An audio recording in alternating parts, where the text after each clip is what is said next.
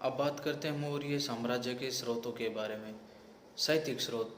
जातकों में मौर्य साम्राज्य के बारे में जानकारी मिलती है।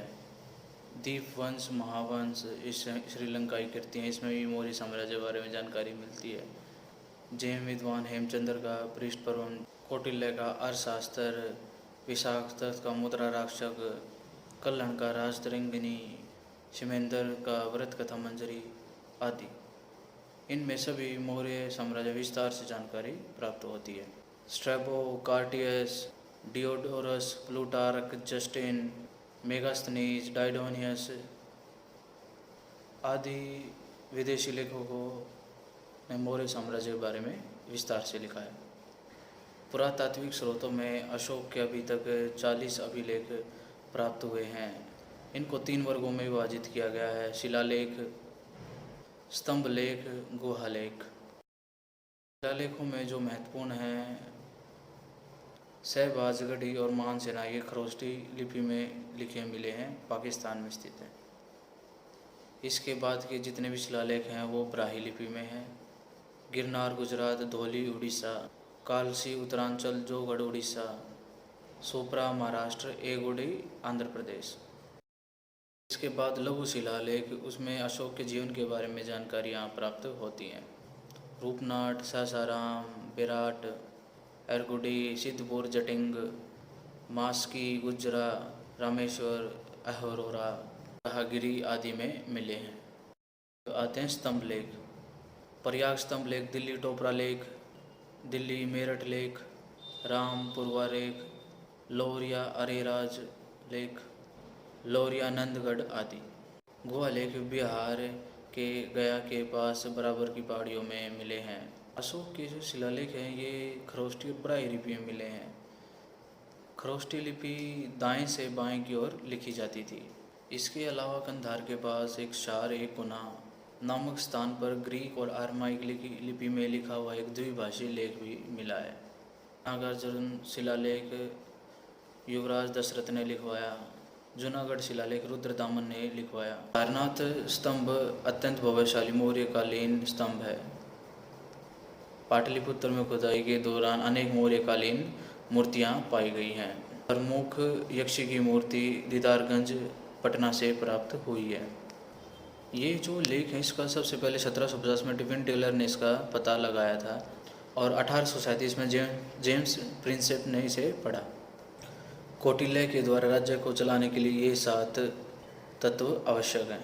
स्वामीन यानी राजा, अमात्य मंत्रियों का उत्तराधिकारी, जनपद प्रवेश और आबादी, दुर्ग किला, कोष खजाना, बल सेना, 7वां मित्र यानी सहयोगी, मंत्रीगण यानी मुख्यमंत्री, पुरोहित मुख्य पुजारी, सेनापति सेना का सर्वोच्च अधिकारी, युवराज राजपुत्र, द्वारिक राजप्रसाद का प्रमुख अधिकारी, अंतवेशिक हरक प्रमुख, प्रशासत्री राज की आज्ञाओं से संबंधित, समहर्ता कर इकट्ठा करने वाला, सन्निधाता कोषाध्यक्ष, प्रदेष्टा आयुक्त, नायक सेना का प्रमुख संचालक, नागरिक नगर का शासन अधिकारी, व्यवहारिक मुख्य न्यायाधीश, करमंतिक खान का प्रमुख अधिकारी, आंतरिक सुरक्षा का प्रमुख और अंतपाल बाह्य सुरक्षा का प्रमुख। अब बात करते हैं राज्य प्रशासन के बारे में।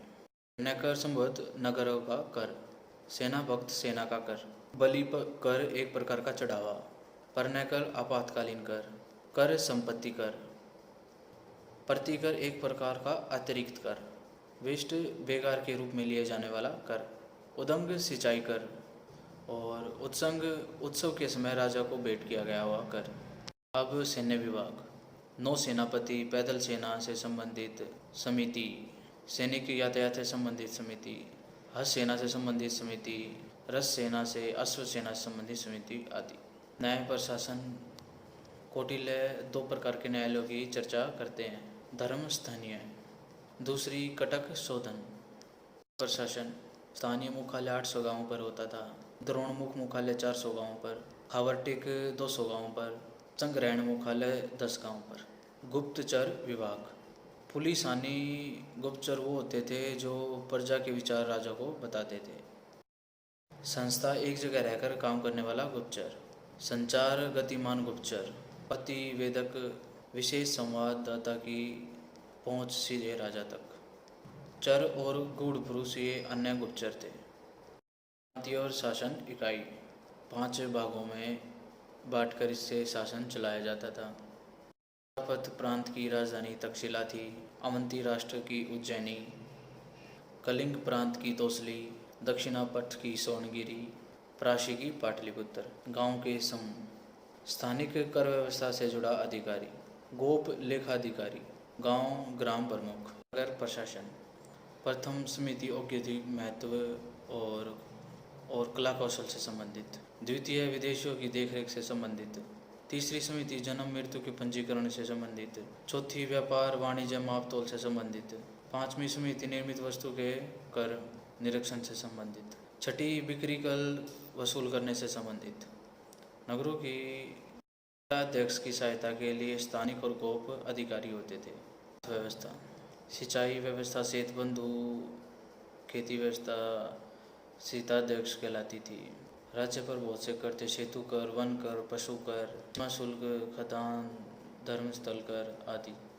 मौर्यों का व्यापार बर्मा और यूनानियों से था। मौर्यकालीन सिक्के। आज सिक्के चांदी और तांबे के होते थे। इन पर हाथी, भेड़, बाड़ की आकृति होती थी। पर्ण चांदी का सिक्का, मासिक तांबे का सिक्का। इसके अलावा कशारपण इनकी मुख्य मुद्रा थी। इसने भारतीय समाज को 7 भागों में बांटा है। पहले दार्शनिक, दूसरे पे कृषक, तीसरे पे सैनिक, चौथे पे दस्तकार, 5वें पे पशुपालक, छठे पे न्यायाधीश, 7वें पे सभासदों के रूप में वर्णित है। इसके अनुसार तांबे के सिक्के मशक कहलाते थे। तांबे के छोटे सिक्के काकारणी। इसके अलावा तीसरी बौद्ध संगति अशोक द्वारा बौद्ध काल में करवाई गई थी। अशोक ने पाली भाषा को राजभाषा बनाया। भद्रभाव ने कल्पसूत्र की रचना की। बराबर की जो चौथी गुफा उसको विश्व की झोपड़ी कहा जाता है। इसके अलावा मौर्यकालीन कुछ शब्दावली। अग्र महिषी पटरानी या महारानी। अष्टनौमोई नगर का प्रमुख अधिकारी। अष्ट 10 तीर्थ 18 प्रमुख अधिकारियों का समूह। अश्वबधमक शाही घोड़ों का प्रशिक्षक। एग्रोनोमाई जिलाकर्मी। ग्रामकूट ग्राम का प्रधान। गूढ़ पुरुष गुप्त एजेंट। चर घुमक्कड़। चिकित्सक राजवेदक। द्रोणमुख 400 गांव के प्रमुख केंद्र। पादात पैदल सैनिक। पतना अध्यक्ष बंदरगांव का अधिकारी। भिक्षु की स्त्री जासूस। भरत भाड़े के सैनिक। बंद नागार जेल। महामात्र मंत्रियों का एक वर्ग। मुद्रा अध्यक्ष पासपोर्ट अधिकारी। संग्रहण 10 ग्रामों के बीच एक मुख्यालय। सामंत दुर्ग विदेशी राजा का दुर्ग। सीताध्यक्ष राजभूमि का प्रमुख। सूत सारथी।